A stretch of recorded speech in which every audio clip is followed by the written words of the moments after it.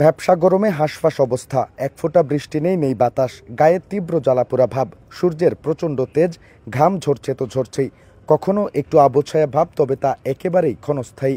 এমন দমবন্ধ অবস্থায় শনিবার সিলেটবাসীর সারাদিন কেটেছে। যদিও শুক্রবার পরবর্তী 24 ঘন্টায় হালকা থেকে মাঝারি বা কোথাও ভারী বৃষ্টির আভাস ছিল, তবে তা আর হয়নি।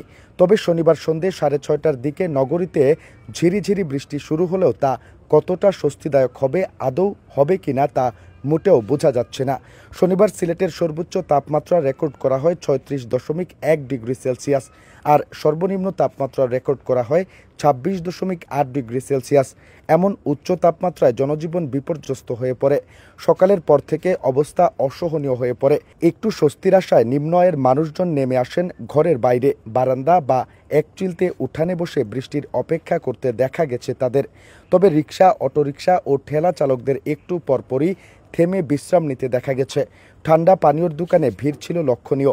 অফিস বা দোকানপাটে যাদের এসি আছে মোটামুটি তারা কিছুটা স্বস্তিতে থাকলেও যাদের এসি নেই তাদেরকে দোকানের বাইরে চেয়ার বা টোল নিয়ে বসে থাকতে দেখা গেছে। একজন রিকশা চালক রমিজউদ্দিন বলেন, বাপুরে অত গরম, ফুসকা পইরা যাইব মনে হইতাছে, কামকাজ করতে পারতেছি না, বৃষ্টি আইলে অয়।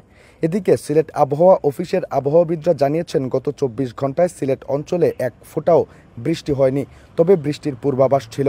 এদিকে শনিবার সন্ধ্যা 6টা থেকে রবিবার সন্ধ্যা 6টা পর্যন্ত আবহাওয়ার পূর্বাভাসে বলা হয়েছে, সিলেট অঞ্চলের কোনো কোনো স্থানে হালকা থেকে মাঝারি, আবার কোনো এলাকায় ভারী বৃষ্টিপাতের আভাস দেওয়া হয়েছে। তবে সন্ধ্যা 6:30টার দিকে এই খবর পড়া পর্যন্ত সিলেট নগরীতে হালকা বৃষ্টিপাত হয়েছিল।